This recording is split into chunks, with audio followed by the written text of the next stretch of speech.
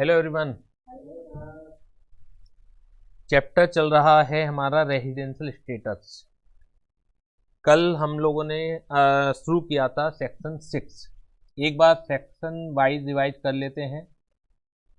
इस चैप्टर में टोटल कितने सेक्शन हैं? आप मुझे जल्दी से बताइए, टोटल कितने सेक्शन है इसके अंदर? 5। कौन कौन से सेक्शन है इसके अंदर? Section 5, section 6, section 7, section 8 and section 9। ठीक है, इसी का आप बताओ सेक्शन 5 में क्या लिखा हुआ है? Very good, scope of total income, ये है section 5। Scope of total income का काम क्या है, क्या दायरा है, हमें ये भी मालूम होना चाहिए कि अगर आप रेजिडेंट हैं तो आपके हाथ में कौन कौन सी इनकम टैक्सेबल होंगी, क्योंकि इनकम इस पर्पज के लिए दो तरह की रिकॉग्नाइज की गई हैं, इंडियन इनकम और फॉरेन इनकम। सत्यम, आप बताओगे कि इंडियन इनकम में कौन कौन सी आती है? Accrue or arise in India हुई है, इनकम रिसीव्ड इन इंडिया हुई है, deemed to accrue or arise in India हुई है, और deemed to received in India हुई है। बेसिकली दो हैं, रिसीव्ड और एक्रू, अब इनके डीम्ड हैं, इस तरह से याद रख सकते हैं हम लोग। तो ये 4 तरह की इनकम, यानी कि इन चारों घटनाओं में से कोई भी एक घटना अगर इंडिया में हुई है तो that is called Indian income. Foreign income क्या है मीनाक्षी? जो इनकम रिसीव्ड भी फॉरेन में हुई हो और एक्रू राइट भी फॉरेन में ही हुई हो, यानी कि उसका कुछ भी लेना देना इंडिया से नहीं है, तो वो इनकम कहलाई जाती है फॉरेन इनकम। Clear, right? अब इनकम क्योंकि इंडियन इनकम होती है और फॉरेन इनकम होती है, तो सेक्शन 5 हमें बताता है कि अगर आप रेजिडेंट हो तो कौन कौन सी इनकम टैक्सेबल होंगी, और अगर आप नॉन रेजिडेंट हो तो कौन कौन सी इनकम टैक्सेबल होगी। तो इंडिविजुअल और हिंदू अनडिवाइडेड फैमिली के 3 हिस्से होते हैं, resident, ordinarily resident, not ordinarily resident और नॉन रेजिडेंट, एनआर। तो इंडियन इनकम तो हर एक के हाथ में टैक्सेबल होगी, सिंपल सी बात है, इंडियन इनकम हर एक के हाथ में टैक्सेबल होगी। अगर कोई फॉरेन इनकम है तो रेजिडेंट ऑर्डिनरी के लिए के हाथ में टैक्सेबल होगी, नॉन रेजिडेंट के हाथ में टैक्सेबल नहीं होगी। ठीक है, अब बचा नॉट ऑर्डिनरी रेजिडेंट, इसके हाथ में टैक्सेबल हो भी सकती है, नहीं भी हो सकती है। ज्यादातर केसेस में नहीं होगी, केवल एक केस में होगी, और वो कौन सा केस है कि अगर वो इनकम बिजनेस या प्रोफेशन से हो रही हो, और एक ऐसा बिजनेस या प्रोफेशन विच इज सेटअप और कंट्रोल फ्रॉम इंडिया, तभी होगी। यानी कि रेयर केसेस है, एक केस है तो तभी होगी, otherwise foreign income non resident के हाथ में टैक्सेबल नहीं होती, नॉट ऑर्डिनरी के हाथ में भी टैक्सेबल नहीं होती, केवल एक केस को छोड़कर, और ऑर्डिनरी के हाथ में हमेशा टैक्सेबल होती है, ऐसा सेक्शन 5 कहता है। सेक्शन 6 क्या कहता है? सेक्शन 6 कहता है कि हमारे पास आइए और हम बताएंगे आपको कि how to decide residential status of an individual. Even individual भी, हिंदू अनडिवाइडेड फैमिली भी, कंपनी भी, उसके जो क्लोजेज हैं और सब सेक्शन है वो अलग अलग होते चले जाएंगे। हमें खैर उन सब सेक्शन से, क्लोजेज से कुछ लेना देना नहीं है, हम केवल सेक्शन याद रखिए आप, सेक्शन 6। ठीक है ना? तो सेक्शन 6 ये बताता है determination of residential status of different category of person. ठीक है, जैसे आप देख भी रहे हैं कि क्या सेम रूल्स हैं इंडिविजुअल के, हिंदू अनडिवाइडेड फैमिली के, कंपनी के, for determining residential status? Answer is no, same rules are not applicable. Separate rules are मतलब जो सेपरेट रूल्स हैं वो सेपरेट कैटेगरी ऑफ पर्सन के लिए बने हुए हैं। इंडिविजुअल के लिए रूल अलग है, कंपनी के लिए रूल अलग है। उस सबसे जो टेक्निकल बात अगर मैं बोलूं कि रूल्स किसके टेक्निकल हैं, वो इंडिविजुअल के ही हैं, जो हमने कल स्टार्ट किया था। बाकी कैटेगरी ऑफ पर्सन के लिए रूल्स बहुत सिंपल हैं, लेकिन जो भी मुश्किल हैं वो केवल इंडिविजुअल के लिए ही मुश्किल हैं, बाकी के मुश्किल नहीं है। कल हम लोगों ने सेक्शन 6(1) देखा था। सेक्शन 6 है बेसिकली इंडिविजुअल के रूल्स के लिए, और उसमें बेसिक कंडीशन देखी थी सेक्शन 6(1) के अंदर। अब वो भी अभी पूरी नहीं हुई है क्योंकि इस बार के जो अमेंडमेंट आए हैं वो भी रहते हैं उसमें। बेसिक कंडीशन में क्या है, if any individual satisfied any one out of the 2 basic condition then individual is said to be resident in India. ये हमने पढ़ा था। पहली बेसिक कंडीशन क्या है, he has been in India for at least 182 days during the relevant previous year. Oh, what is our relevant previous year? 2021 is our relevant previous year. And what is our relevant assessment year? 21-22 is our relevant assessment year. Right? देखिए एक चीज और बताता हूं कि 2021 is our relevant previous year. क्योंकि relevant क्यों है, क्योंकि हमारे एग्जाम में जो क्वेश्चन आएंगे वो 2021 से ही आएंगे, ठीक है। लेकिन रेयर केस में अगर आपसे पूछ लिया जाए कि डिटरमाइन करो आप residential status for previous year 1920, तो उस क्वेश्चन के लिए हमारा रेलेवेंट प्रीवियस ईयर कौन सा हो जाएगा, 1920। ध्यान रहेगी बात आपके। रेलेवेंट वैसे तो हर फाइनेंशियल ईयर एक प्रीवियस ईयर है, हर फाइनेंशियल ईयर एक असेसमेंट ईयर है, लेकिन हम क्यों कह के चलते हैं रेलेवेंट प्रीवियस ईयर हमारा 2021 है, क्योंकि हमारे से क्वेश्चन जो पूछे जाएंगे 2021 से रिलेटेड ही पूछे जाएंगे। और 2021 के लिए जो रूल्स एप्लीकेबल हैं, जो कानून एप्लीकेबल है, वो हमें मालूम होना चाहिए। क्योंकि अब 1 फरवरी परसों को फिर एक नया बजट पेश करेंगी निर्मला सीतारमण, उनमें भी कानून चेंज होंगे, तो क्या वो हमें पढ़ने हैं? बिल्कुल नहीं पढ़ने। क्यों? क्योंकि वो हमारे प्रीवियस ईयर के लिए एप्लीकेबल नहीं है, ठीक है। लेकिन रेयर केस में अगर आपसे पूछ लिया जाए कि आप रेजिडेंशियल स्टेटस डिटरमाइन कीजिए, 1920 का डिटरमाइन कीजिए, 1890 का डिसाइड कीजिए, तो फिर हमारे लिए वो वाले प्रीवियस ईयर क्या हो जाएंगे, रेलेवेंट हो जाएंगे, जिससे भी आपका क्वेश्चन पूछा जाए। क्लियर है।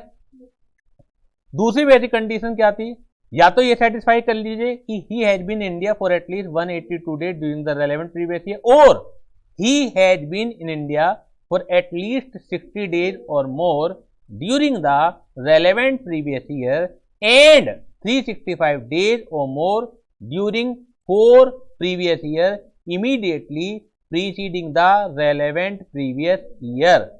यानी कि 60 दिन या उससे ज्यादा तो रहे ये 2021 में, और उससे पहले के 4 सालों में, उससे पहले के 4 साल कौन से हैं, उससे पहले के 4 साल हैं आपके 1920, 1819, 1718 एंड 1617। तो ये उससे पहले के 4 साल हैं।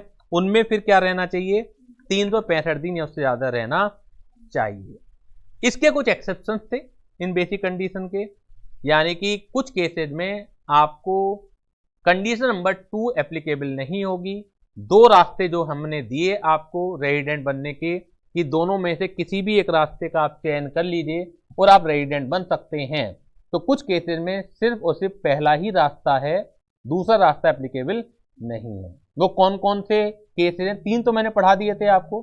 तो कौन कौन से केसेस हैं, या तो आप इंडियन सिटीजन है, goes outside India for employment purpose, या तो ये। दूसरा क्या है, आप इंडियन सिटीजन है and a member of crew of an Indian ship.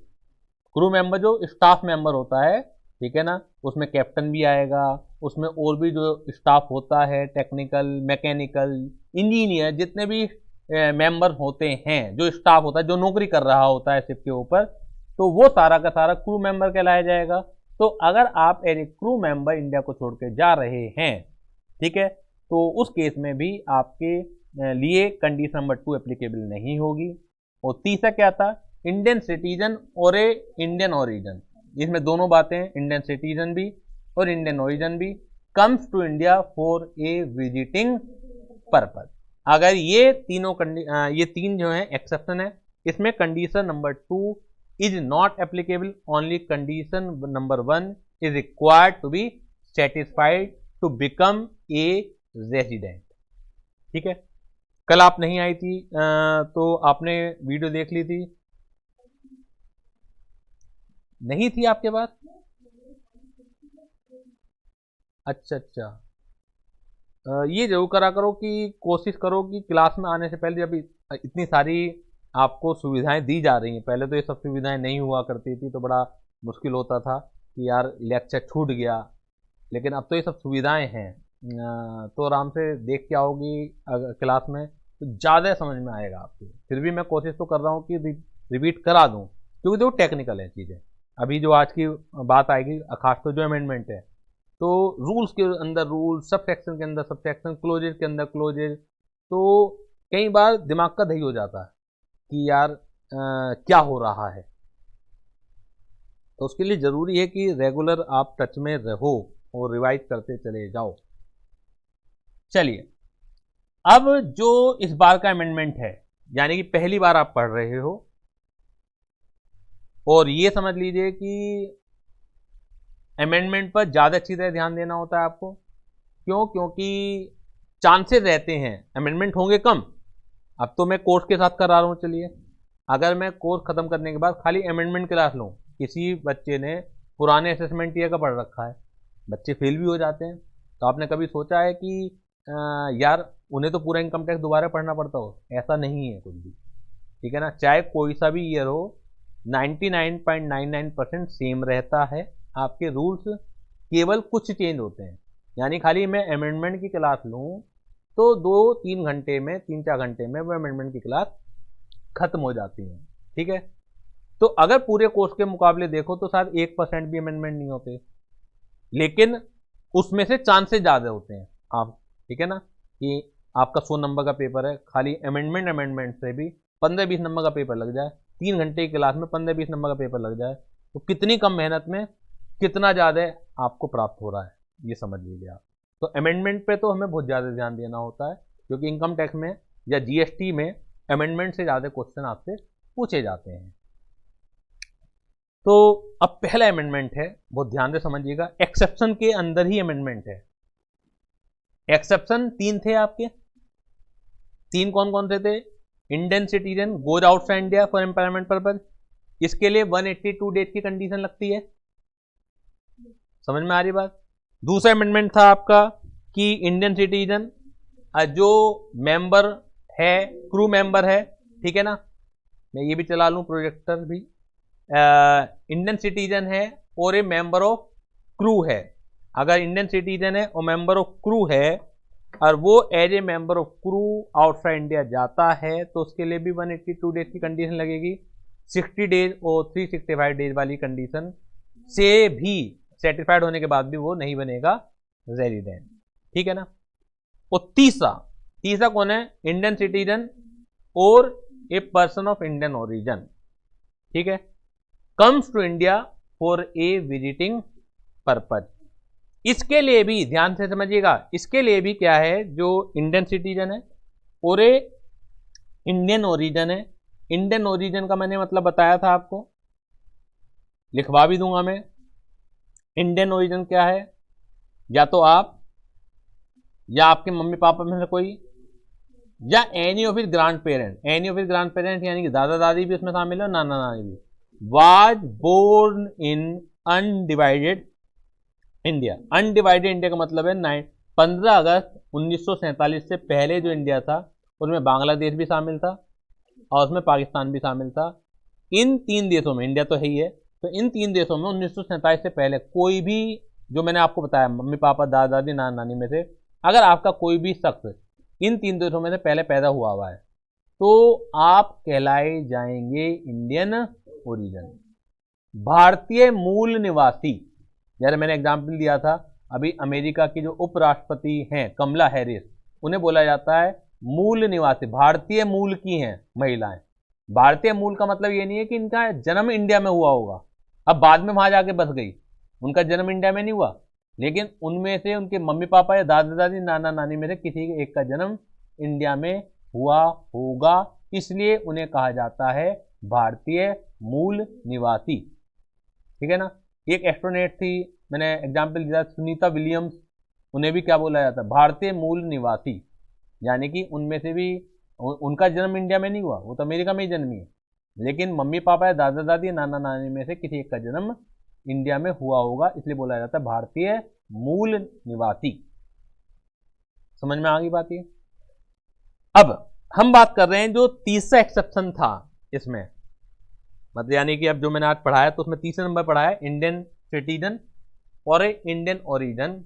अगर ये है तो सेकंड कंडीशन नहीं लगेगी, केवल पहली कंडीशन लगेगी अगर इन्हें रेजिडेंट बनना है 182 डेज वाली। अभी एक्सेप्शन के अंदर एक एक्सेप्शन और ले आए ये लोग इसी बात से, with effect from assessment year 2021-22, यानी पहली बार आप पढ़ने जा रहे हैं। इस एक्सेप्शन के अंदर एक एक्सेप्शन और 60%। 60% कौन सा, अभी मैं वर्ड टू वर्ड भी पढ़ाऊंगा, लिखवा भी दूंगा आपको।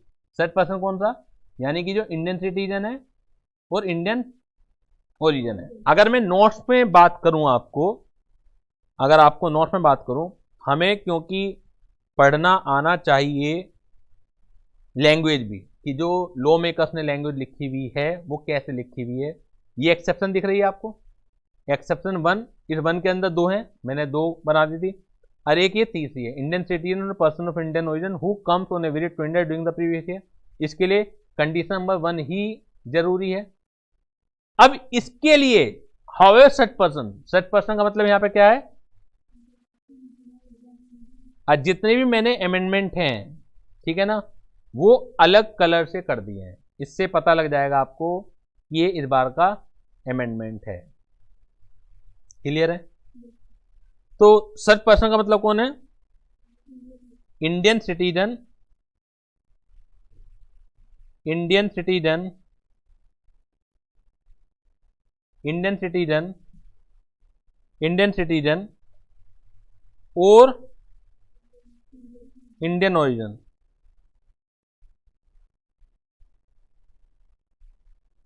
इंडियन सिटीजन और Indian origin, however such person having total income other than income from foreign sources, यानी कि इंडियन इनकम होनी चाहिए।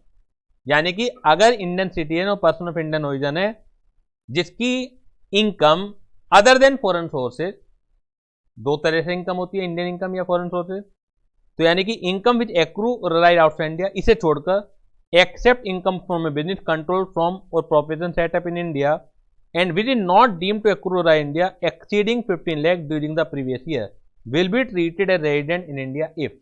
अभी मैं इसे अपनी लैंग्वेज के हिसाब से भी लिखवाऊंगा कि इजी हो जाए। ये तो लॉ मेकर्स की लैंग्वेज है, ये भी पढ़नी आनी चाहिए आप लोगों को, कि the period of is stay during the relevant previous year amount to समझते हैं, equal to the period of is stay during the relevant previous year amount to equal to 182 days होगा। तो ये तो वही वाली बात होगी, 182 दिन रहना जरूरी है अगर इन्हें रेजिडेंट बनना है। इसमें तो नई बात नहीं है, लेकिन इन लोगों के लिए या तो 182 डेज रहना जरूरी है या he has been in India during the 4 years immediately preceding the previous year for a total period of 365 days or more and has been in India for at least 182 days in the previous year। Basically एक ऐसे आदमी के लिए, जो आदमी कौन है, वो इंडियन सिटीजन है या इंडियन ओरिजिन है और जिसकी total income Indian income 15 lakh से ज्यादा है, अगर ये वाली कंडीशन पूरी हो रही है तो इस बंदे के लिए फिर 2 बेसिक कंडीशन हो गई, एक तरह से कह सकते हैं हम। लेकिन जो दूसरी पहली बेसिक कंडीशन तो वही है 182 डेज वाली, लेकिन दूसरी बेसिक कंडीशन में क्या चेंज हो गया हर बार। पहले जो दूसरी बेसिक कंडीशन थी 60 और 365 दिन वाली, तो 60 और 365 दिन ना रह के क्या हो गया 120 दिन और 365 दिन। सिंपल भाषा में आप ऐसा समझ सकते हैं। लेकिन ये किसके लिए है, इंडियन सिटीजन और इंडियन ओरिजिन जिसकी टोटल इनकम इंडिया की अदर देन फॉरेन सोर्सेज, जिसकी टोटल इनकम इंडिया की other than foreign sources 15 lakh से ज्यादा है। तो उसके लिए अगेन 2 कंडीशन हो गई, लेकिन 2 कंडीशन में दूसरी वाली चेंज हो गई। बात समझ में आ गए हो? टेक्निकल पॉइंट है, लेकिन इतने सिंपल तरीके से मैंने आपको बता दिया कि मुझे नहीं लगता कि कुछ गड़बड़ी की गुंजाइश होनी चाहिए। पढ़ाई का तभी फायदा है। चीजें बहुत टेक्निकल हैं, अभी और आगे ही आएंगी, लेकिन वो इतने आसानी से कि आप क्वेश्चन जब आपके सामने आए तो उसे पहचानने की गड़बड़ ना करो। ऐसा ना लगे आपको दो क्वेश्चन है और दोनों एक जैसे लग रहे हैं जबकि दोनों में जमीन आसमान का अंतर हो। जरा सी कंडीशन इधर से उधर हुई, अब क्वेश्चन का रूप बदल जाता है। कुल मिला के बात क्या हुई? कुल मिला के बात यह हुई कि रेजिडेंट बनने के लिए दो बेसिक कंडीशन है, या तो 182 दिन इंडिया में रहो आप प्रीवियस ईयर में, या 60 दिन या 365 दिन, ये सभी के लिए है। लेकिन 60 दिन और 365 दिन की जगह 120 दिन और 365 दिन है केवल एक ऐसे आदमी के लिए जो कि इंडियन सिटीजन है या इंडियन ओरिजिन है और जिसकी टोटल इनकम इंडिया की 15 लाख से ज्यादा है। आप ऐसा भी कह सकते हैं। हमें जरूरी नहीं कि जो लॉ मेकर्स ने लैंग्वेज दी है हमें उसके रट्टे मारने हैं। पेपर पास करने के लिए आपके चीजें समझ में आ जानी चाहिए बस। जो अर्थ है वो अर्थ का अनर्थ नहीं होना चाहिए। तो अर्थ तो समझ में आ रहा है, लेकिन साथ के साथ हमें ये भी पढ़ना जरूरी है। आप कई बार ये देखते होंगे कि बच्चा सीए बन जाता है या सीएस बन जाता है, लेकिन कई बार आपने ये सुना होगा यार उससे उतनी अच्छी जॉब नहीं मिल पाती। क्यों नहीं मिल पाती? उसके पीछे का कारण समझ में आता है आपको कभी? अगर उसने बेयर एक्ट की रीडिंग नहीं लगा रखी, हम तो क्या है आपको इसी भाषा में भी समझा सकते हैं, एग्जाम में क्वेश्चन करने वो हो जाएगा। लेकिन प्रैक्टिकल लाइफ में क्या है? प्रैक्टिकल लाइफ में तो लोड रोजाना चेंज होगा। आप मेरे से पढ़ के एग्जाम तो निकाल लिया आपने, लेकिन जब तक आप नौकरी के लायक बनेंगे, जब तक ये चीज चेंज हो गई होंगी, तो उस समय जब चेंज हो गई होंगी उस समय आपकी हेल्प कौन करेगा? किताबें तो हर जगह मिल जाएंगी, टीचर हर जगह नहीं मिलने का। आप मेरे पास या किसी और के पास थोड़ी जा सकते हैं। उस समय रोजाना चेंज होगी, कहां तक ट्यूशन लगाएंगे आप? तो उस समय तो किताबें हैं ना आपके पास। जब किताबें हैं आपके पास तो किताब को पढ़ना भी तो आना चाहिए। Getting this point? अगर आपको किताब पढ़नी नहीं आती, अगर आप मेरे से पढ़ के, मैं एक चीज बताता हूं, मेरे से पढ़ के अगर आप ये कहते हैं कि सर संजय सर के नोट्स तो समझ में आ जाते हैं, लेकिन जब हम किसी और के नोट्स देखते हैं तो वो पल्ले नहीं पड़ते, तो आप सोच के बताइए मुझे कि ये मेरी तारीफ है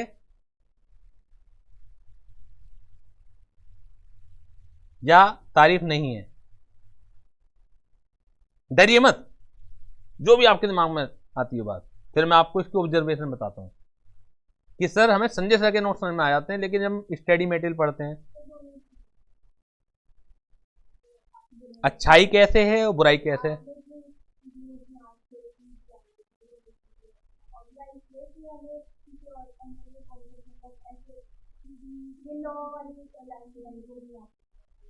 अगर टेक्निकल देखा जाए तो ये फिर बुराई ज्यादा है। अच्छाई तो बस ये है कि चलो आपका पेपर निकल गया, लेकिन आपको कहीं का छोड़ा भी तो नहीं। समझ में आ रही है बात आपकी? क्या जिंदगी भर यही नोट्स आपको मिलेंगे? ये तो नहीं मिलना। ये तो बस पेपर के पॉइंट ऑफ व्यू की बात है। अल्टीमेटली तो जो किताबें हैं, जो ओरिजिन है, ओरिजिनल लैंग्वेज है, वो पढ़नी आनी चाहिए आपको। तभी तो आप एक परफेक्ट चार्टर्ड अकाउंटेंट, एक परफेक्ट कंपनी सेक्रेटरी का दर्जा प्राप्त करेंगे। अगर आपको किताबें समझ में नहीं आ रही हैं तो प्रॉब्लम है। तो यहां मेहनत करनी जरूरी है। आपको समझ में आ रही बात आपके? तो मैं आपको दोनों ही तरीके से बता रहा हूं और इसका इंपैक्ट भी बता रहा हूं। मतलब गवर्नमेंट भी चाहती तो इजी लैंग्वेज में लिख सकती थी, लेकिन नहीं लिखेगी, कभी भी नहीं लिखेगी वो। ऐसा नहीं कि अब वो जिंदगी भर नहीं लिखेगी। हमारे जो प्रोफेशन है चार्टर्ड अकाउंटेंट के या कंपनी सेक्रेटरी के, क्यों टिके हुए हैं? क्योंकि आम लोगों के बात समझ में नहीं आती। अगर वो इजी कर दे तो हमारे पैसा कौन देगा बताओ? सच्चाई है लेकिन कड़वी है। गवर्नमेंट को हमारे घर चलाने हैं, इसलिए उसे टफ बनाया जाता है, अदरवाइज लॉ को साधारण भी बनाया जा सकता था, सिंपल भी बनाया जा सकता था। आपको शायद पता ना हो कि अगर आपका कोई केस अटक जाए तो क्या वकील या चार्टर्ड अकाउंटेंट या कंपनी सेक्रेटरी करना जरूरी होता है क्या? जरूरी नहीं होता। आप खुद भी लड़ सकते हो, लेकिन लड़ क्यों नहीं पाते? क्यों? उनके पल्ले नहीं पड़ना, तो हमें मजबूरी में उन्हें पैसा देना पड़ेगा। कड़वी है लेकिन सच्चाई है ये। तो हमें इस तरीके से पढ़ना है कि एग्जाम भी पास हो, उस साथ के साथ धीरे धीरे करके हमारे जो बेस हैं, बेसिक चीजें वो मजबूत होती चली जाएं। ऐसा नहीं बस हमें समझ में आ रहा है स्टडी मेटेरियल से बच्चे घबराते हैं, घबराने के पीछे कारण ही है उन्हें पल्ले ही नहीं पड़ता। और मैंने जाते नोट्स स्टडी मेटेरियल से कर रखे हैं, और जो लिखवाऊंगा वो अपनी लैंग्वेज में लिखवा दूंगा, तो दोनों के काम हो जाएंगे पूरे। नंबर स्टडी मेटेरियल के मिलने हैं, ये भी आपने कहते हुए सुना होगा जो भी रैंक होल्डर वगैरह हैं कि भैया जो इंस्टीट्यूट का मटेरियल है वो जरूर पढ़ा हुआ होना चाहिए। उसी के क्वेश्चन आ जाते हैं, उसी के इलेक्ट्रेशन आ जाते हैं, कई बार एडिटेड डिट्टो रखे हुए आ जाते हैं। क्लियर हो गई बातें? लिखा मैं रहा ही हूँ, वो अपनी लैंग्वेज में लिखा रहा हूँ। तो लिखते हैं एक बार। हमने कहां तक लिख लिया था? एक्सेप्शन में ही थे ना अभी हम। एक्सेप्शन में 3 लिख ली थी एक तरह से, मैं इसे चौथी का नाम दे दूंगा अब, कि अगर आपके सामने कोई क्वेश्चन आए तो आप कैसे करेंगे। चौथी का नाम दे दूंगा मैं इसे।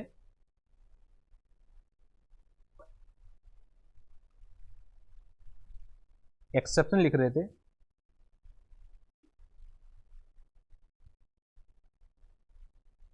आप तो हेडिंग दोबारा नहीं डालोगे, मैं तो डाल दी। वो एक्सेप्शन नंबर 4 आ जाएगी, है ना। एक्सेप्शन नंबर 4 किसके लिए? Indian citizen,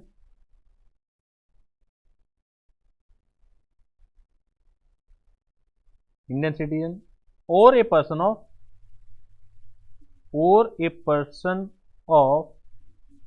Indian origin,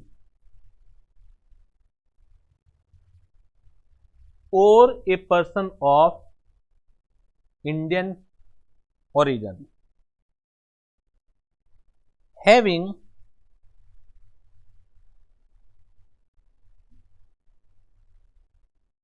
Indian citizen or a person of Indian origin having total Indian income, having total Indian income, वहां पे लिखा हुआ है having total income other than income from foreign sources.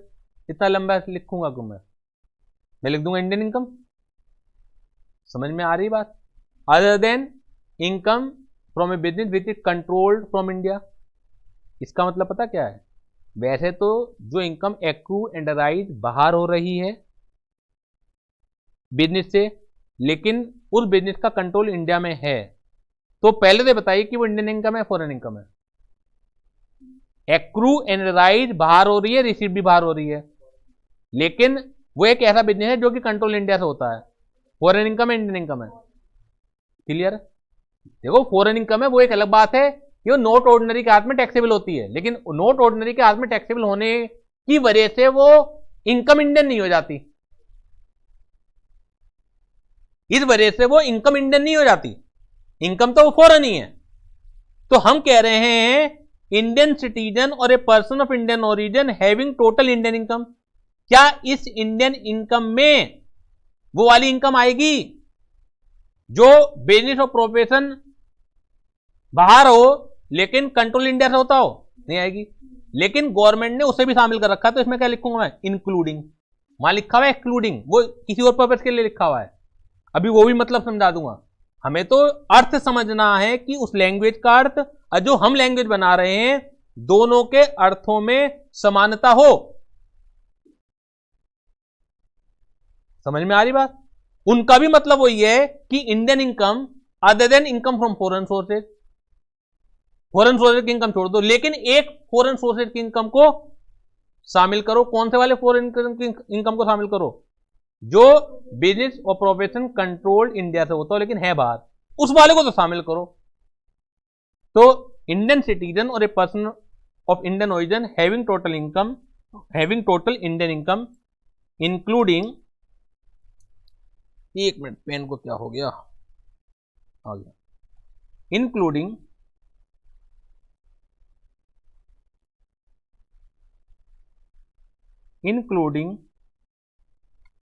income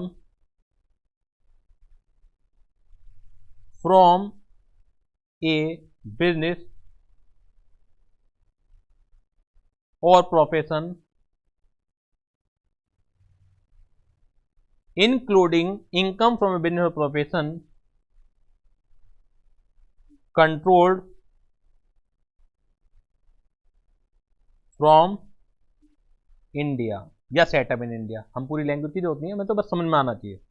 तो उस वाली को तो शामिल करो, और इसके अलावा जो फॉरेन इनकम है उसे शामिल मत करो।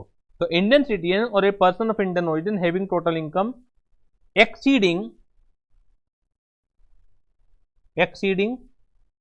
15 lakh, exceeding 15 lakh.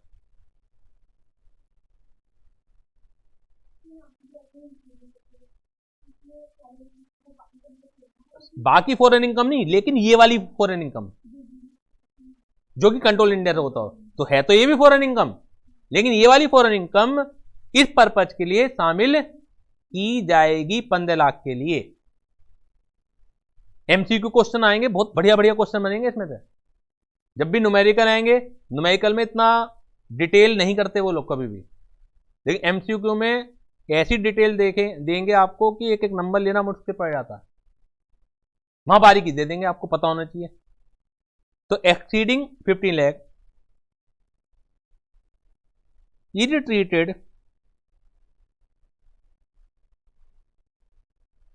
Air resident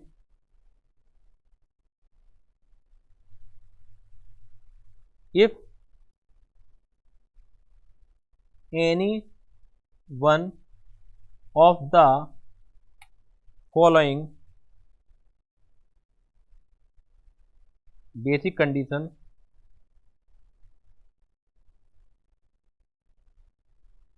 is satisfied. यानी कि मैंने अपनी लैंग्वेज में लिखवाते हुए इसकी बेसिक कंडीशन ही चेंज कर रहा हूं मैं। बेसिकली उन बेसिक कंडीशन में तो एक तो वही है 182 डेज वाली, कुल मिलाकर सेकंड चेंज हो रही है। क्या है? He has been in India for at least 182 days or more during the previous year,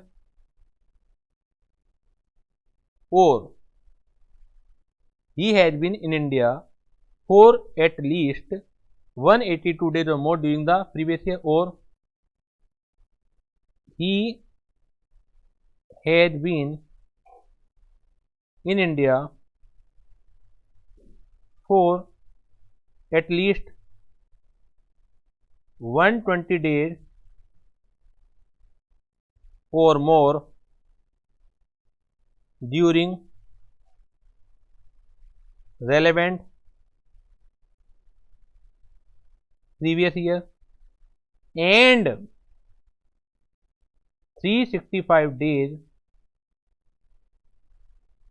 or more during 4 previous year, immediately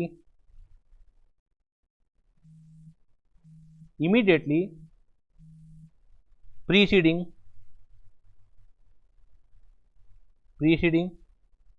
the relevant previous year। बात समझ में आ गई?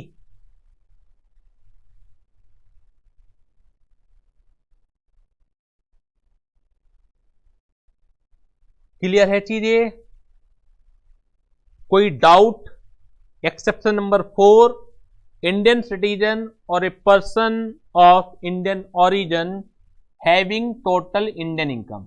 वहां लिखा हुआ है having total income other than income from foreign sources, हमने उतनी बड़ी लाइन को बदल के लिख दिया having total income Indian income, but including income from a business or profession which is setup या control from India exceeding 15 lakh is treated as a resident if any one of the following basic condition is satisfied. पहली basic condition is the same, he has been in India for at least 182 days or more during the relevant previous year। दूसरी basic condition change, वहां 60 और 365 दिन था, लेकिन इस व्यक्ति के लिए 60 की जगह क्या कर दिया गया, 120 दिन या मोर कर दिया गया। क्लियर हो गई बात? एक बात दोबारा से हम उस लैंग्वेज की तरफ भी जाते हैं जो गवर्नमेंट ने दी है, जो स्टडी मटेरियल में लिखी हुई है। However, such person का मतलब क्या है, इंडियन सिटीजन और a person of Indian origin having total income, मैंने लिखा हैविंग टोटल इंडियन इनकम, क्यों लिखा, क्योंकि other than income from a foreign sources, यानी तो इंडियन इनकम बची, that is income which accrue right outside India. देख इसमें एक्सेप्ट कर दिया इन्होंने अदर देन, और अदर देन का भी एक्सेप्ट कर दिया income from business control from India, यानी कि ये वाली चीज इसमें शामिल होगी। फिर समझ में आ रही है बात आपके?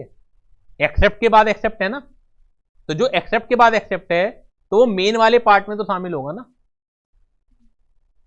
बात समझ में आ रही है आपके? ये तो केवल मैं इसलिए बता रहा हूं आपको, बाकी तो मैंने सिंपल लैंग्वेज में लिखा दिया आपको समझाने के लिए कि अगर आपको कहीं ये लिखी हुई मिले तो आप ऐसा ना हो कि आपको लगे कि यार किस चश्मे से पढ़ना पड़ेगा, अपनी आंखों से तो समझ में ही नहीं आ रहा है मुझे ये लैंग्वेज। आपको वो लैंग्वेज भी समझ में आ जाए जो कि लैंग्वेज लॉ मेकर्स ने लिखी हुई है।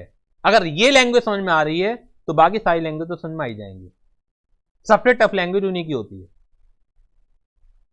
And which is not deemed to accrue right India exceeding 15 lakh during the previous year will be treated as resident in India if the period of stay during the relevant previous year 182 days or more, और he had been in India during the 4 years immediately preceding the previous year for a total period of 365 days or more and had been in India for at least 120 days in the previous year। Clear हो गई बात? ये समझ आयो? आ गयो? चलिए अब ये कुछ हमारे ब्रेन जगलर कह सकते हैं, ये मैं कॉपी में नहीं लिखवाऊंगा आपको कि ये हेल्पिंग पॉइंट्स हैं, लेकिन मेन पॉइंट्स नहीं है। पता होने चाहिए आपको कि जब हम नंबर ऑफ डेज गिनेंगे कौन सा डेज इंक्लूड करना है, कौन सा डे इंक्लूड नहीं करना, आपको मालूम होना चाहिए। मेन पॉइंट का पार्ट नहीं है तो, क्योंकि नोट्स भी मैं पूरे दे रहा हूं आपको। तो पहला पॉइंट नंबर 2 क्या कहता है, पर्सन ऑफ इंडियन ओरिजिन कौन है?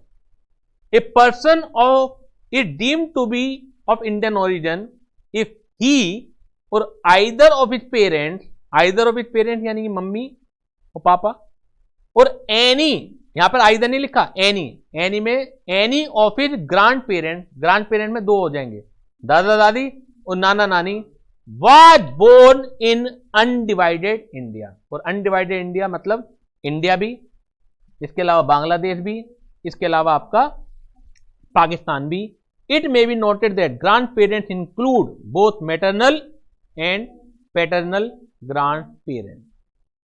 थर्ड पॉइंट, आपका इंडिया में 182 दिन या 60 दिन या 120 दिन या जैसा भी जो अलग अलग दिन हैं, वो इंडिया में रहना जरूरी है, लेकिन लगातार आप 182 दिन एक ही जगह पर हो ये जरूरी नहीं है, वो कंटिन्यूअस हो ये भी जरूरी नहीं है। बहुत से लोगों का आना जाना लगा रहता है, खासतौर से जितनी भी सेलिब्रिटीज होती हैं तो आएंगी फिर वापस जाएंगी, फिर आएंगी फिर वापस जाएंगी, तो कभी कहीं कभी कहीं। तो it is not essential that stay should be at the same place or continuous. The place of stay or the purpose of stay is not material यानी कि इंपॉर्टेंट, यानी कि आप किस जगह रह रहे हैं और क्या आपका उद्देश्य है ये रेलेवेंट नहीं है, आप इंडिया में हो ये चीज इंपॉर्टेंट है। अगर आप कभी जाते हैं, कभी आते हैं, कभी जाते हैं, कभी आते हैं, तो आने वाला दिन भी इंडिया का माना जाएगा और जिस दिन जा रहे हो उस दिन भी इंडिया का माना जाएगा।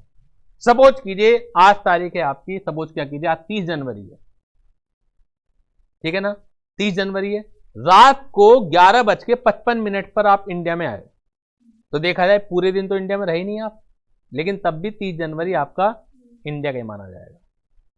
2 फरवरी को जो सुबह के 12:05 जो रात के बजते हैं, उस समय आपकी फ्लाइट थी, चले गए, तो आप 2 फरवरी को तो इंडिया में हो नहीं, लेकिन क्योंकि 12:05 पर गए तो वो 2 फरवरी भी इंडिया में ही मानी जाएगी। क्वेश्चन तो इससे हो जाएंगे, लेकिन एमसीक्यू भी हैं, ठीक है, तो हो सकता है कोई चीज थ्योरेटिकली बारीकी और पूछ ली जाए। जब भी न्यूमेरिकल आएंगे तो न्यूमेरिकल में बहुत ज्यादा पोस्टमार्टम नहीं करते हैं लोग, बारीकी नहीं पूछते, लेकिन थ्योरी में आपसे कहीं तक भी जा सकते हैं। तो एक चीज और पता होनी चाहिए आपको, ये रूल तब लगेगा अगर आपके पास, प्रैक्टिकली बता रहा हूं, अगर आपके पास एग्जैक्ट टाइम ऑफ अराइवल और एग्जैक्ट टाइम ऑफ डिपार्चर का एविडेंस मौजूद नहीं है, लेकिन एग्जैक्ट टाइम ऑफ अराइवल और एग्जैक्ट टाइम ऑफ डिपार्चर अगर आप बता सकते हैं डिपार्टमेंट को एविडेंस के तौर पर, तो फिर 24 आवर्स का जो प्रेजेंस है वो एक दिन माना जाएगा। यानी कि अगर आप रात को 11:55 पर आए तो 5 ही मिनट माने जाएंगे इंडिया के। अब फिर इस तरह कई कई बार आप गए आए तो फिर 24 घंटे करो ऐसे, तब जाके वो एक दिन माना जाएगा। यानी कि पूरा पूरा दिन आने का और जाने का फिर काउंट नहीं होगा अगर आपके पास एग्जैक्ट टाइम अवेलेबल है। लेकिन न्यूमेरिकल करते वक्त वो कभी भी, 22 साल से मैं पढ़ा रहा हूं, कभी भी वो टाइमिंग में नहीं फंसाएंगे, क्योंकि उन्हें कुछ और चेक करना है। आपको इन टाइमिंग में फंसाने लगे, फिर आप गिनते रहो कि यार इस दिन तो 5 मिनट रहा था, इस दिन तो 10 मिनट रहा था, तो कितना लंबा क्वेश्चन हो जाता है, कोई यूज नहीं है उसका, तो इसलिए वो कभी नहीं फंसाते। लेकिन एमसीक्यू पर्पज के लिए आपको पूरा चीजें पता होनी चाहिए। क्या लिखा हुआ है, if information not available to calculate the period of stay of an individual in India in terms of hour, then both the days, that is the date of entry and the departure, shall be treated as stay of individual in India. Is it clear to all of you? Clear? Last point भी important है, ये भी अभी 3-4 साल पहले ही amendment आया था। हमने बेसिक कंडीशन में देखा, अब फिर उसका एक्सेप्शन भी देखी। एक एक्सेप्शन थी, अगर आप इंडियन सिटीजन हैं और मेंबर ऑफ क्रू हैं ऑफ इंडियन शिप, तो आपको रेजिडेंट बनाने के लिए 182 दिन ही इंडिया में रहना जरूरी है। लेकिन इस पर्टिकुलर बंदे के लिए कुछ पीरियड एक्सक्लूड कर दिया गया है, केवल इसी बंदे के लिए। किस बंदे के लिए बात कर रहा हूं मैं, इंडियन सिटीजन और ए member of crew of an Indian ship. ऐसा होता है कि जो शिप की यात्राएं होती हैं बड़ी लंबी लंबी होती है, धीरे धीरे करके चलता है। अब दिक्कत ये होती थी जब ये ड्यूटी ज्वाइन करते थे, एक होता है कंटिन्यूअस डिस्चार्ज सर्टिफिकेट, सर्टिफिकेट का नाम है, आप कह लो उसका क्या होता है, छोड़ो उधर, सर्टिफिकेट का नाम है। एक है एलिजिबल वॉयज। एलिजिबल वॉयज कौन सी होती है, वॉयज का मतलब होता है यात्रा, समुद्री यात्रा को वॉयज के नाम से जाना जाता है, ठीक है। एलिजिबल वॉयज का मतलब क्या है, ये जो मैं बता रहा हूं ये एलिजिबल वॉयज के लिए लगेगी, पेपर में क्वेश्चन आएगा वो एलिजिबल वॉयज ही आएगा, फिर भी मैं बता रहा हूं टेक्निकल वर्ड। चलो, एलिजिबल वॉयज, एलिजिबल का मतलब है जिसके ऊपर ये रूल लगेगा। एलिजिबल वॉयज हर वो वॉयज है, हर वो यात्रा है जो इंडिया से शुरू होकर फॉरेन पर समाप्त होती है। अब ऐसा नहीं होना चाहिए कि आपका चेन्नई पोर्ट से Mumbai port is not eligible voyage, ship तो यहां पे भी चलते हैं ना। International voyage is an eligible voyage. यहां से जाएगा फिर वहां से वापस आएगा। तो होता क्या है, जैसे ही आप क्रू मेंबर एंटर हो गए शिप में तो एक सर्टिफिकेट होगा, कंटिन्यूअस डिस्चार्ज सर्टिफिकेट, एक एंट्री का होगा और एक बाहर निकालने का होगा। आज है 2 तारीख, आज एक्चुअल डेट है 30 जनवरी। आपने आज कंटिन्यूअस डिस्चार्ज सर्टिफिकेट एंट्री कर ली। अब एंट्री करने के बाद भी हो सकता है 8-10 दिन तक वो शिप इंडिया भी छोड़े ही ना। नहीं, जैसे ही आपने एंट्री कर ली तो वो दिन आपका इंडिया का नहीं माना जाएगा, बस खत्म, बात खत्म। आपने जैसी शिप में एंट्री कर ली, जबकि शिप खड़ा हुआ है इंडिया में ही, इंडिया को छोड़ने में चेन्नई से लेकर, क्योंकि जो इंडिया की सीमा है, मैंने आपको शुरुआत में शुरू की क्लास में बताया था कि समुद्र में भी हमारा कुछ हिस्सा है 12 नॉटिकल माइल्स तक, हो सकता है 8-10 दिन लग जाए उसे। लेकिन जैसे ही आपने एंट्री कर ली, उसका एंट्री करने का टेक्निकल वर्ड है कंटिन्यूअस डिस्चार्ज सर्टिफिकेट, एक एंट्री का और एक एग्जिट का। तो वो जो पीरियड है वो आपका स्टे इन इंडिया नहीं काउंट होगा। इस बात को ध्यान में रखते पढ़िए। In case of an individual being citizen of India and a member of the crew of a ship, the period or periods of stay in India shall in respect of eligible voyage. Eligible voyage को arrow लगा के लिख लीजिएगा, international voyage लिख लीजिए। Numerical आएगा तो internet आपका एलिजिबल वॉयज का ही आएगा। लेकिन थ्योरी में कभी पूछने लगे भाई वो आपसे कि चेन्नई से मुंबई की एक वॉयज है, तो उसके लिए मत लगा देना ये, क्लियर। तो eligible voyage not include the period beginning on the date entered into the continuous discharge certificate in respect of joining the ship. जैसे ही आप ज्वाइन करते हैं शिप तो एक सर्टिफिकेट पर साइन होते हैं, उसके बाद उसके अंदर आप घुसाए जाते हैं। वहां एंटर होने के बाद भी अभी आप इंडिया में ही हो, लेकिन इंडिया में होने के बावजूद भी आपका पीरियड काउंट नहीं होगा in respect of joining the ship by the said individual for the eligible voyage and ending, कब तक काउंट नहीं होगा, and ending on the date entered into the continuous discharge certificate in respect of signing off. जब India में वे वापस आएगा, वापस आने के बाद आप जहाज से वापस निकलोगे तो वापस निकलते वक्त भी आपको कंटिन्यूअस डिस्चार्ज सर्टिफिकेट पर साइन करना पड़ेगा, उसके बाद आप बाहर निकलोगे। तो वहां से ज्वाइन के समय जो आपने साइन करे, उसके बाद से जब आप डिस्चार्ज हो गए वास्तव में तो वहां पे साइन करे, वो टोटल पीरियड काउंट नहीं होने जा रहा। बात समझ में आ गई आपके? समझ में आ गई बात? Signing off by that individual from the ship in respect of such voyage not include, ये पीरियड इंक्लूड नहीं होगा। अब इसको समझते हुए हम एक पहले इसी वाली चीज का एक क्वेश्चन हम लोग कर लेते हैं, बिल्कुल लास्ट में दिया गया होगा आपको। पहला क्वेश्चन पेज नंबर 12 पर, पेज नंबर 12 पर पहला question, Anand is an Indian citizen and a member of the crew of A Singapore, यानी कि क्रू मेंबर है सिंगापुर बॉन्ड इंडियन शिप, यानी कि इससे क्या पता लग रहा है, this is an eligible voyage, international voyage हो गई ना। Engage in carriage of passenger in international traffic departing from Chennai port on 6 जून 2020, 6 जून 2020 को ये डिपार्ट करने के लिए तैयार है। From the following detail for the previous year 2021, determine the residential status of Anand for assessment year 21-22, assuming that his stay in India in the last 4 previous year preceding previous year 2021 is 400 days। अब आप ये मुझे बताइए कि ये member of crew है Indian ship का, इसके लिए रेजिडेंट बनने के लिए कौन सी वाली बेसिक कंडीशन जरूरी है सेटिस्फाइड होना?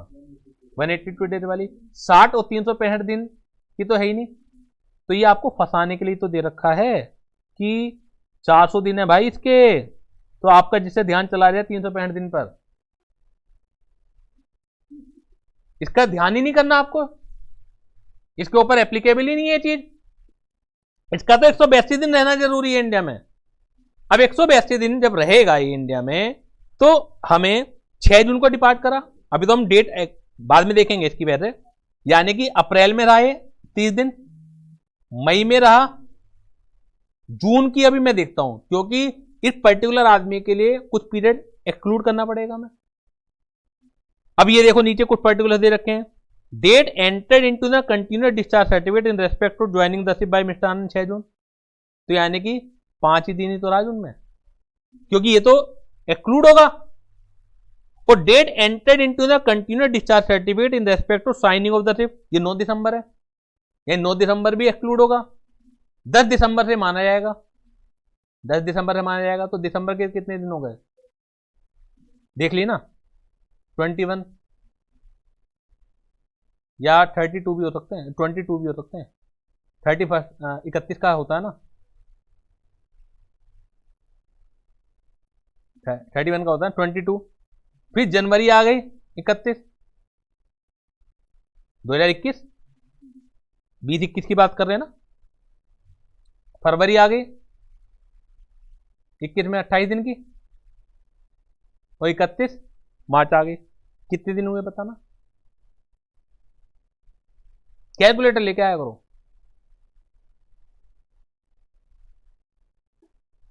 कैलकुलेटर लेके आया करें आप,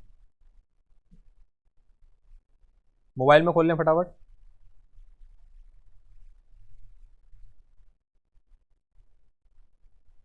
कितने दिन हो गए, जल्दी से, फास्ट। 178 डेज हो गए इसके इंडिया में। जब आप ये सॉल्यूशन देखेंगे इंस्टीट्यूट का, तो उन्होंने भी कैलकुलेट दूसरे तरीके से कर रखे होंगे। साल में होते हैं 365 दिन, इन 365 दिन में से इनको माइनस कर दो। कैलकुलेट तो कैसे भी कर लो आप, मर्जी आपकी है, ठीक है ना। तो बीच के दिन आ जाएंगे। अब 178 क्या आने हैं? अब क्योंकि 182 दिन से कम है, इसके लिए 182 दिन वाली कंडीशन लगेगी। 400 दिन वाली तो आपको फंसाने के लिए दे रखा है, जिससे आप ध्यान दो। 60 और 365 दिन, 60 और 365 दिन, तो 60 दिन से तो ज्यादा है, ये 178 दिन है, लेकिन लगनी तो नहीं है। तो यानी कि ये कौन बन जाएगा? Non resident. समझ में आ गई बात आपके? आंसर देखिएगा, ये आ जाएगा आपका 178। 187 दिन एक्सक्लूड है। मैंने दूसरे तरीके से कैलकुलेट करा, जानबूझ के करा, जिससे आपको दोनों तरीके से दिमाग चल जाए। मैं इस तरीके से भी करके दे सकता था आपको, फिर आपके दिमाग में रहता नहीं ऐसे ही कैलकुलेट करना है, ऐसा नहीं, किसी भी तरह आइदर वे किसी भी तरह कैलकुलेट कर लीजिए। किसी क्वेश्चन में कोई सिंपल पड़ता है, किसी क्वेश्चन में कोई सिंपल पड़ता है, तो आने तो दोनों रास्ते चाहिए ना आपको। तो ये क्या बन गया? नॉन रेजिडेंट बन गया। क्लियर? All clear?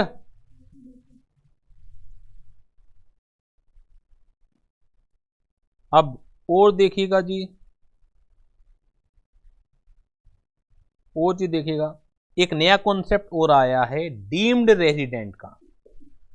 ध्यान दीजिए, डीम्ड रेजिडेंट। डीम्ड का मतलब है नहीं। सेक्शन 6(1) अभी तक हम पढ़ रहे थे बेसिक कंडीशन, अभी एडिशनल कंडीशन तो हमने छुई भी नहीं है। एडिशनल कंडीशन तो है कि वो ऑर्डिनरी है या नॉट ऑर्डिनरी है, लेकिन ऑर्डिनरी या नॉट ऑर्डिनरी किसके पार्ट हैं? रेजिडेंट के तो पार्ट हैं। अगर आप नॉन रेजिडेंट हैं तो फिर आगे नहीं बढ़ाना क्वेश्चन को, लेकिन अगर आप रेजिडेंट हैं तो फिर फर्दर बढ़ाना है कि आप ऑर्डिनरी हैं या नॉट ऑर्डिनरी हैं। तो अभी रेजिडेंट तो पूरा कर लें अपना। तो सेक्शन 6(1) था ये पता लगाने का कि अगर ये कंडीशन सेटिस्फाइड होती है तो कब रेजिडेंट है, कब नहीं है रेजिडेंट। डीम्ड रेजिडेंट यानी कि सेक्शन 6(1) में नहीं फंसता होगा वो, तब भी उसे क्या मान लिया जाएगा? रेजिडेंट ही मान लिया जाएगा। सेक्शन 61A इसका भी कलर चेंज है, इसका मतलब ये भी अमेंडमेंट है इस बार का। देखिए, N individual being Indian citizen, तो ध्यान आ रहा है अभी जो हमने एक्सेप्शन के अंदर एक्सेप्शन पढ़ी थी, लेकिन एक चीज और ध्यान आ रही है, कोई बच्चा बताए मुझे कि इंडियन क्रू मेंबर वो तो अलग चीज थी, 15 लाख वाला जो कॉन्सेप्ट लग रहा था तो वही कॉन्सेप्ट यहां लग रहा है डीम्ड रेजिडेंट का, तो कुछ अंतर नजर आ रहा है आपको। वेरी गुड, ये पहचानना सीखिए। उसमें इंडियन ओरिजिन भी था, इसमें इंडियन ओरिजिन नहीं है, बस सिटीजन है। ये जरा जरा से जो डिफरेंस है ना, यही फर्क पैदा करते हैं, यही फर्क पैदा करते हैं।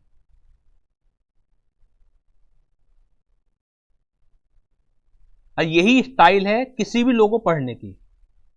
अदरवाइज लॉ में तो क्या है, मैंने शायद पहली क्लास में भी बताया था, सबसे इजी भी है और सबसे मुश्किल भी है। इजी इसलिए क्योंकि आपको कुछ भी नहीं पता, तो कुछ भी पढ़ा दो तो आपको समझ में आ ही जाना है।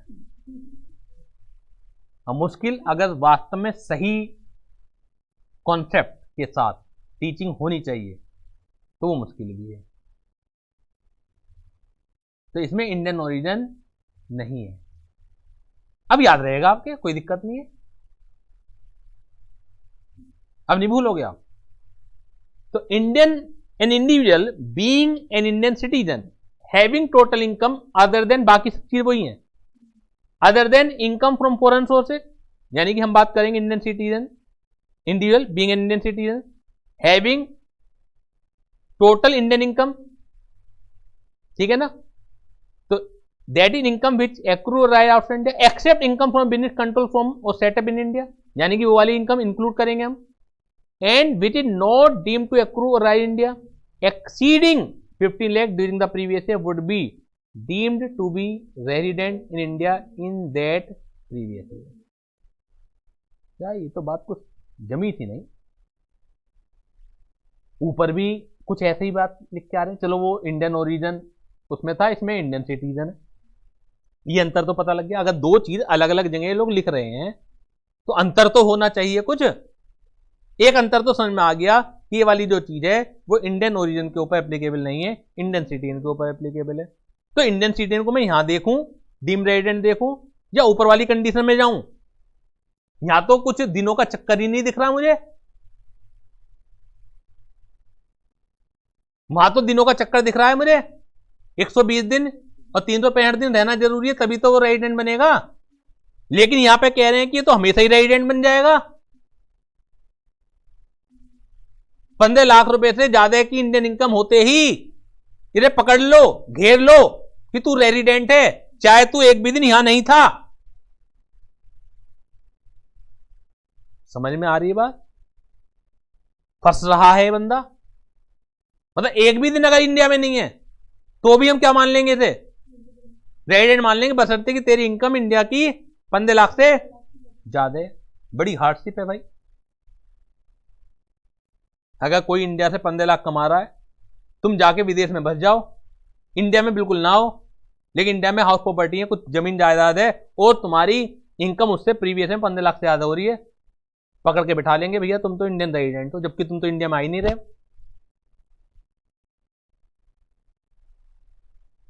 समझ में आ रही है बात?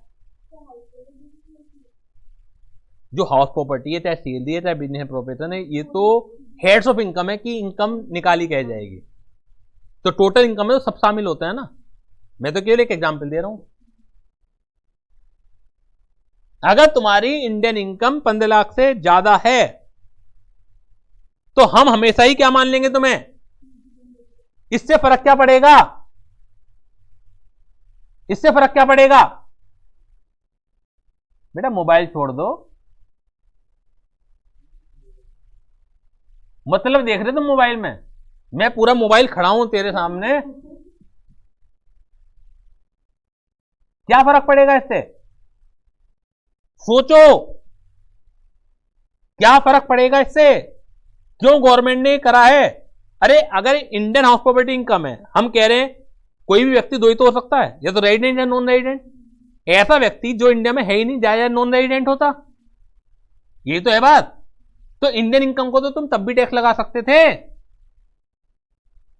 15 लाख से ज्यादा हो, चाहे 2 लाख से ज्यादा हो, चाहे 4 लाख से ज्यादा हो, चाहे 20 लाख से ज्यादा हो। इंडियन इनकम अगर है नॉन रेजिडेंट की तो टैक्स तो तब भी लगता। तो क्या उखाड़ लिया इसका इंडियन रेजिडेंट बना के? अगर इंडियन इनकम 15 लाख से ज्यादा है तो क्या पर्पज सोल्व हो रहा है तुम्हारा? कुछ गवर्नमेंट का पर्पज सोल्व हो रहा होगा, वो पहचानो कि क्या गवर्नमेंट का पर्पज सोल्व हो रहा है। सोचो क्या गवर्नमेंट का पर्पज सोल्व हो रहा है। ऐसे आदमी को रेजिडेंट बना के, बाहर ही है, इंडिया में तो है ही नहीं है। आप देखो ना नंबर ऑफ डेज कहां लिखे हुए हैं, कहीं लिखा हुआ है कि इतने दिन इंडिया में रहना जरूरी है इस आदमी का? इसका मतलब एक भी दिन इंडिया में नहीं है, पूरे साल ही इंडिया से बाहर है, तो भी हम क्या मान रहे हैं? रेजिडेंट मान रहे हैं। लेकिन बशर्ते कि इंडियन इनकम 15 लाख से ज्यादा होनी चाहिए। तो क्या पर्पज है? ये आदमी बाहर कमाता होगा, फॉरेन इनकम होगी इसकी, तो नॉन रेजिडेंट के ऊपर फॉरेन इनकम में टैक्स लगा सकती है गवर्नमेंट या नहीं लगा सकती? अगर नॉन रेजिडेंट है तो क्या फॉरेन इनकम पे उस आदमी की टैक्स लगा सकती है गवर्नमेंट? और अब क्या होगा? अब लग जाएगा, क्योंकि रेजिडेंट मान रहे हम तो ऐसे आदमी को। अगर तेरी इनकम 15 लाख से ज्यादा है, चाहे तू आइयो मत आइयो इंडिया में, 15 लाख से ज्यादा अगर तेरी इनकम है, अमीर आदमी है भाई तू, इंडियन इनकम पे तो तू तब भी टैक्स देता, अगर नॉन रेजिडेंट होता तब भी टैक्स देता। लेकिन अगर तेरी इनकम 15 लाख से ज्यादा है, इंडियन सिटीजन है तू, तो तू बाहर भी तो कमा लिया है। हम तो तुझे क्या मानेंगे? रेजिडेंट मानेंगे। और रेजिडेंट मानते ही क्या हो जाएगा? बाहर की इनकम भी टैक्सेबल हो जाएगी। बस एक चीज के लिए छोड़ दिया उन्होंने, पहले मैं पूरा समझा रहा हूं फिर पढ़ा रहा हूं। एक आदमी ऑस्ट्रेलिया में है, मॉरिशस में है, इंडियन इनकम भी 15 लाख से ज्यादा की। अब मॉरिशस में कुछ कमा रहा है या कहीं और कमा रहा है, तो पहले ऐसे आदमी की उस इनकम पे टैक्स नहीं लगता था क्योंकि तुम नॉन रेजिडेंट हो। अब क्या करें कि अगर 15 लाख से ज्यादा है और तू बाहर भी कमा रहा है तो रेजिडेंट है, रेजिडेंट बनते क्या हो जाएगा? फॉरेन इनकम पे भी टैक्स देना पड़ेगा। बस एक चीज के लिए, कहीं बहुत ज्यादा इंजस्टिस ना हो जाए, कहीं वो आतंकवादी ना बन जाए हमारे खिलाफ। अगर उस इनकम पर, बाहर की जो इनकम है, कहीं और टैक्स नहीं लग रहा हो, अगर कहीं और टैक्स भी लग रहा है क्योंकि दूसरी गवर्नमेंट भी नहीं छोड़ती, अगर कहीं और टैक्स लग रहा है तो हम तुझे डीम्ड रेजिडेंट नहीं मानेंगे।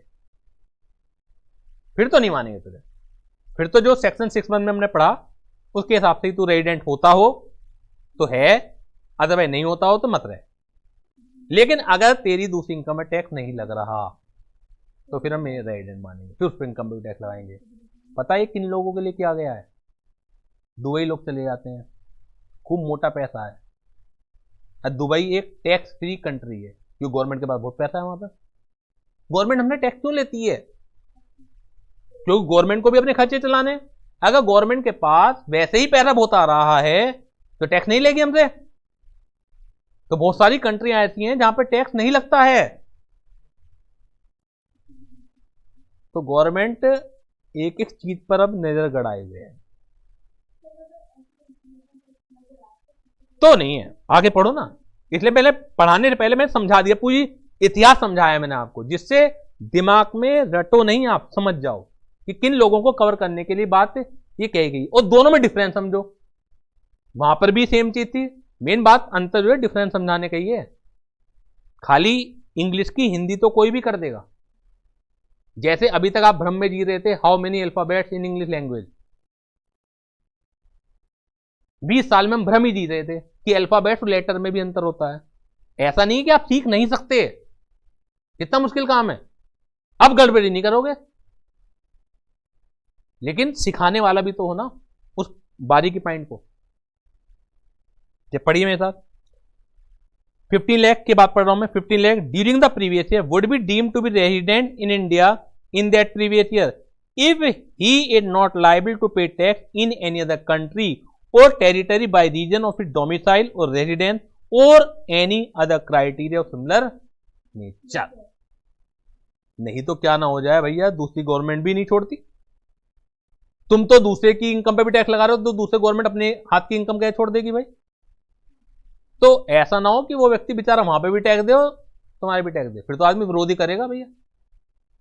आदमी कानून वहां तक मानेगा जहां तक मानने लायक होगी बात। जब मानने लायक ही नहीं होगी भाई, अपने 20 बच्चों के लिए भी कमा रहा है, या कि ऐसा तो गवर्नमेंट को देता रहे, वहां की गवर्नमेंट भी पकड़ ले और यहाँ की गवर्नमेंट भी पकड़ ले, फिर तो वो विरोध करेगा ही ना आपके नियम का। However, this provision will not apply in case of an individual who is resident of India in the previous year as per section 6(1)। अगर आप सेक्शन 6(1) के अकॉर्डिंगली रेजिडेंट हो तो ये प्रोविजन एप्लीकेबल नहीं होगा। इसका मतलब अगर आप रेजिडेंट अदरवाइज हो और आपकी दुबई में इनकम है और दुबई की गवर्नमेंट भी आपसे टैक्स ले रही है, तो ऐसा नहीं कि हम छोड़ दें, तो हम भी पकड़ेंगे अगर आप सेक्शन 6(1) में हो।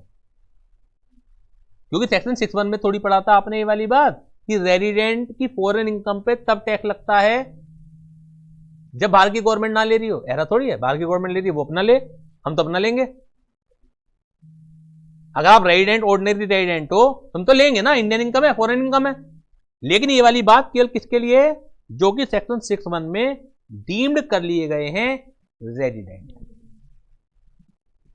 बात समझ में आ गई? इतनी बारीकी से क्लियर करा दिया मैंने कि मुझे नहीं लगता कि कुछ भी गुंजाइश होनी चाहिए आपके गलत होने की। क्लियर है? आज इस लेक्चर को यहीं तक रखते हैं क्योंकि टेक्निकल था आज का। कुछ ही चीजें होंगी इस तरह की टेक्निकल, लेकिन जरूरी भी है कि मैं आपको अंत तक कराता चला जाऊं, क्योंकि जो अभी तक आपने करा है, जो स्टडी का लेवल रहा है, उससे तो ऊपर आना ही पड़ेगा।